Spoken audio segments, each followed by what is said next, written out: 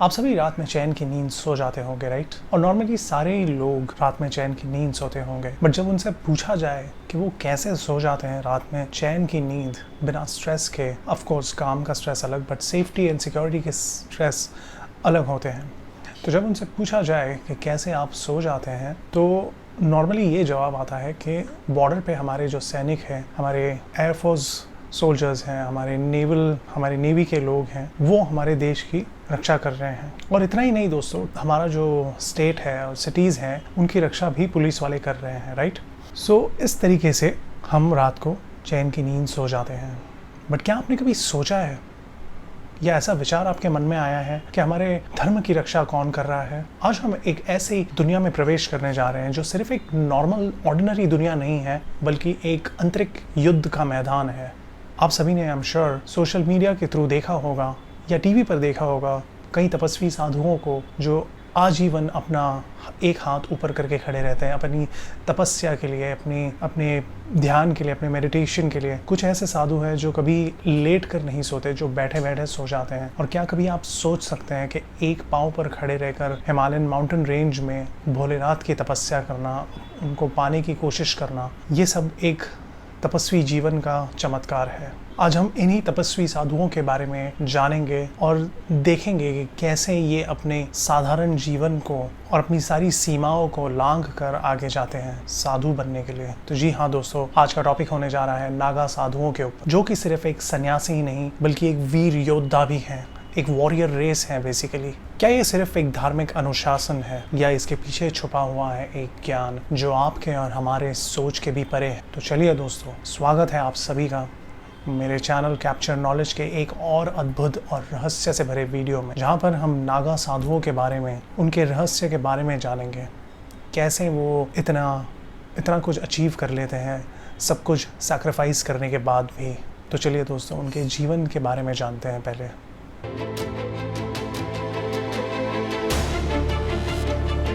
नागा साधुज का जीवन एक ऐसे रास्ते पर चलना है जो हमारा आप जैसे आम मनुष्य के लिए समझना बेहद ही मुश्किल है। जब ये नागा साधु बनते हैं तो उन्हें सिर्फ ये सिखाया जाता है कि वो महादेव के दास हैं और उनका जीवन सनातन धर्म की रक्षा करने में बीत जाता है। ये तपस्वी अपने जिस्म पे चिता की राख लगाते हैं। ये राख उनके संन्यास और धर्म के प्रति समर्पण का एक निशान है। परंतु ये जो व्यक्ति हैं, ये जो तपस्वी हैं, ये सिर्फ एक साधु ही नहीं है, बल्कि ये वॉरियर रेस है, ये योद्धा है जो अपनी शक्तियों का प्रदर्शन तब करते हैं जब धर्म पे संकट आने वाला होता है। क्या आप इमेजिन कर सकते हैं कि कैसे एक तपस्वी नग्न शरीर पर सिर्फ भस्म लगा के और रुद्राक्ष की माला लेकर, त्रिशूल हाथ में लिए, महादेव का नाम सारी जिंदगी भर ले सकता है?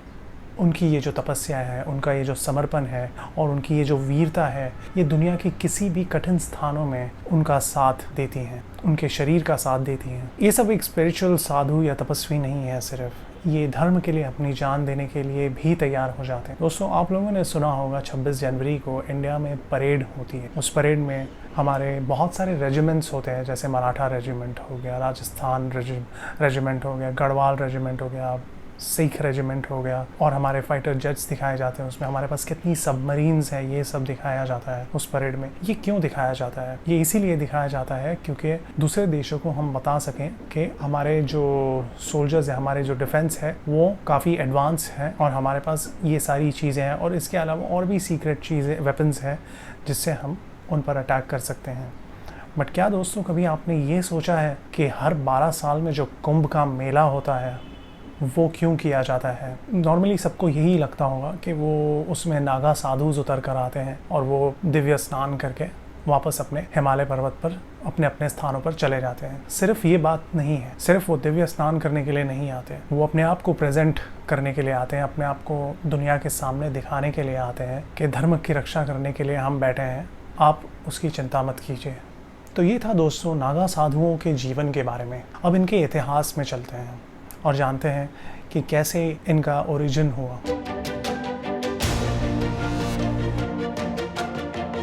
नागा साधुओं का इतिहास 8वीं शताब्दी के आदि गुरु शंकराचार्य के समय से जुड़ा हुआ है। गुरु शंकराचार्य जो हिंदुओं के सबसे प्रमुख गुरु थे, उन्होंने अपनी नई सोच और विचार उस ज़माने में स्थापित किए थे जब हिंदू धर्म को ज़रूरत थी सबसे ज़्यादा एक प्रोटेक्टर की। तब आदि गुरु शंकराचार्य ने नागा साधुओं का ये संगठन बनाया। तो आदि गुरु ने ये संगठन क्यों बनाया, क्या कारण था इस ग्रुप को, इस क्लैन को बनाने का? तो चलिए दोस्तों जानते हैं ये नागा साधुओं का जो कम्युनिटी है ये बनाने का कारण जानते हैं।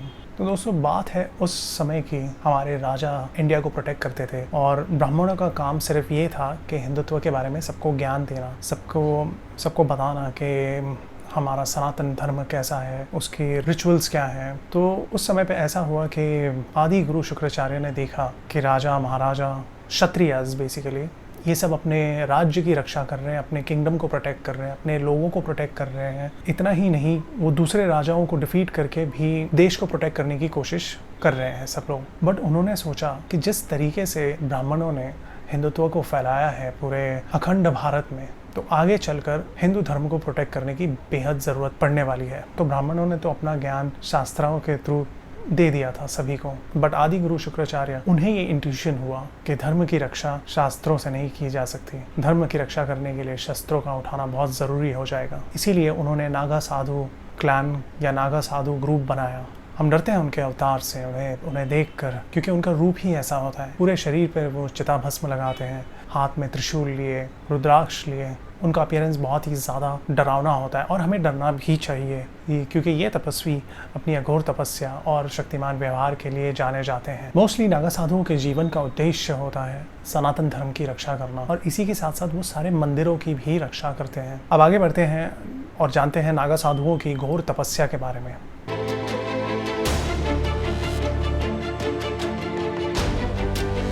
नागा साधुओं का जीवन अत्यंत कठिन और आध्यात्मिक तपस्या से भरा होता है। दोस्तों जब किसी भी व्यक्ति को अगर नागा साधु बनना है तो वो बेशक बन सकते हैं, बट उन्हें सबसे पहले उनका कार्य ये होगा कि उन्हें एक क्लैन ढूंढना होगा, एक ग्रुप ढूंढना होगा, या कह लो कि मठ ढूंढना होगा नागा साधुओं का। वो उनके पास जा सकते हैं, उनसे दरख्वास्त कर सकते हैं कि हाँ भाई हमें नागा साधु बनना है। तो जब ये दरख्वास्त आप करेंगे उनसे, तो नागा साधुओं के जो लोग होंगे, वो ग्रुप के लोग होंगे, वो डिसाइड करेंगे कि क्या आप योग्य हैं नागा साधु बनने के लिए। तो ये समझने के बाद समझो अगर उन्होंने कंसिडर कर लिया कि आप नागा साधु बन सकते हैं, तो उसके बाद आपकी ट्रेनिंग शुरू होगी। तो सबसे पहले शुरुआत करते हैं मेंटल ट्रेनिंग से। जब मेंटल ट्रेनिंग शुरू होती है तो उसमें सबसे पहले ये क्लैन के लोग जो तपस्वी बनने आया है उससे पूछते हैं कि आपके घर में कौन कौन है, आपके परिवार में कौन कौन है।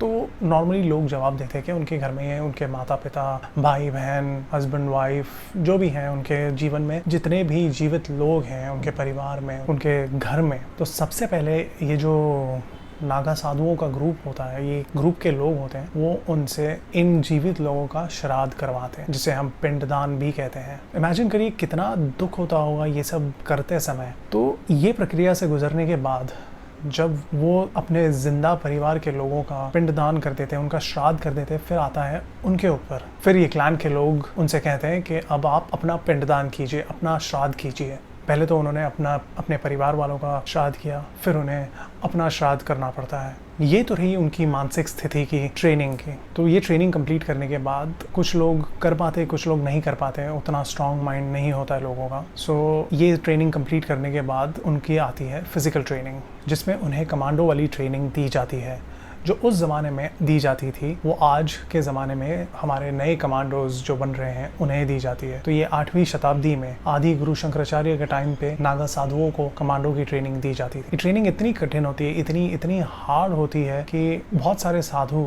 ये ट्रेनिंग के दौरान ही मर जाते हैं, वो नहीं कंप्लीट कर पाते या कुछ भाग भी जाते हैं, क्योंकि इतनी टफ ट्रेनिंग होती है। ये मेंटल और फिजिकल ट्रेनिंग कंप्लीट करने के बाद उन्हें यह एहसास होता है कि उन्होंने संसार के मोह से अपना मन त्याग लिया है।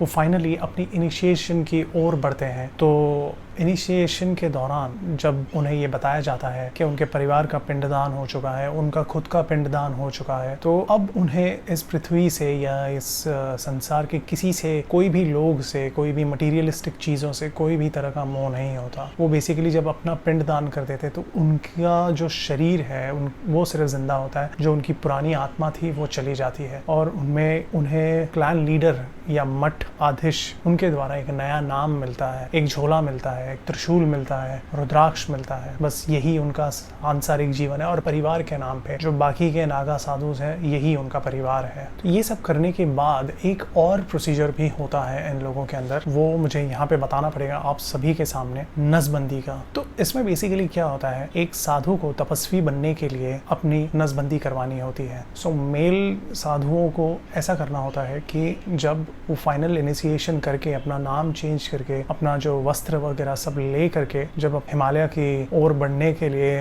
रेडी होते हैं तब उन्हें ये नसबंदी का प्रोसीजर करवाना होता है, क्योंकि वासना का तो कोई विचार ही नहीं होता है इनकी जीवन में। सो नसबंदी का जो प्रोसीजर है वो ऐसे कुछ होता है कि उनके जो प्राइवेट पार्ट्स होते हैं मेल साधुओं के, उन्हें पकड़कर खींचा जाता है और उन्हें झटके दिए जाते हैं ताकि वो नस कंप्लीटली अलग हो जाए उनके अंदर इंटरनल ऑर्गन से, ताकि उन्हें वासना की इच्छा ही ना हो कभी। मैंने इंटरव्यूज में सुना नागा साधुओं के कि वो प्रोसीजर इतना कठिन होता है, इतना दर्दनाक होता है कि ऐसा लगता है कि शरीर से आत्मा निकल जाती है। अब ये सब कर लेने के बाद, इतनी इंटेंस ट्रेनिंग से गुजरने के बाद, इतना मेंटल ट्रॉमा से गुजरने के बाद, फिजिकल ट्रॉमा से गुजरने के बाद ये तपस्वी जब अपनी तपस्या करते हैं तो सोचिए कितनी एनर्जी इनके अंदर प्रोड्यूस होती है, तो वो कहीं ना कहीं से तो निकलेगी, राइट। वो जो ऊर्जा है वो ये मेडिटेशन के दौरान पूरे बॉडी के अंदर उनके फिल हो जाती है। ये एनर्जी उनके पूरे बॉडी में कुछ इस तरीके से मैजिक क्रिएट करती है कि उनको आप हिमालय में -30, -50, -60 डिग्री में वो बैठ के तपस्या करते हैं। उन्हें आप राजस्थान की गर्मियों में या दिल्ली की गर्मियों में लेकर जाइए, वहाँ पे वो बैठ के दोपहर के टाइम पे अपनी तपस्या पूरी कर लेंगे।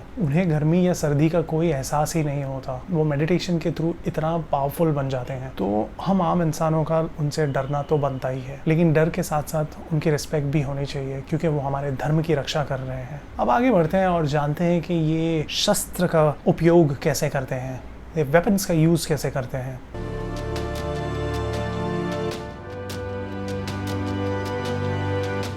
नागा साधुओं को सिर्फ एक धार्मिक तपस्वी ही नहीं बल्कि शक्तिशाली योद्धा भी माना जाता है। ये तपस्वी त्रिशूल, तलवार और बहुत अलग अलग टाइप्स के वेपन्स की ट्रेनिंग लेते हैं और ये जो त्रिशूल है ये उनके शक्ति और वीरता का प्रमाण है। ये इसीलिए महान योद्धा कहलाते हैं क्योंकि ये अपने जीवन काल में त्रिशूल, तलवार और बहुत सारे वेपन्स की ट्रेनिंग लेते हैं और त्रिशूल तो इनका सबसे मेन वेपन होता है जो इनकी महानता और वीरता का प्रमाण है। दोस्तों, इनका मकसद सिर्फ हिंदू धर्म या सनातन धर्म की रक्षा करना नहीं है, इनका मकसद है कि देश पे या धर्म पे किसी भी तरह की कठिनाई आए उसका सामना करने के लिए हमेशा रेडी रहें। इसी के लिए वो तपस्वी जीवन में साधु के साथ साथ वो एक वॉरियर, एक योद्धा का भी रूप लेते हैं। उन्होंने अपने जीवन काल में बहुत सारे बैटल्स लड़े, जिसमें से 2 काफ़ी फेमस हुए थे जब उन्होंने 1600 सेंचुरीज में औरंगजेब को मार के भगाया था और 1700 सेंचुरी में गोकुल की रक्षा की थी अफगानी अब्दाली से। यही चीज़ें इन्हें डिफरेंट बनाती हैं अघोरियों से। जैसे कि आप मेरा पहला वीडियो देख सकते हैं जो मैंने अघोरियों के बारे में बनाया था और नागा साधुस के बारे में मैंने आज बनाया है, तो आप डिफरेंस देख सकते हैं किस तरीके से अघोरी अपना जीवन जीते हैं और किस कठिन तपस्या से नागा साधु अपना जीवन जीते हैं।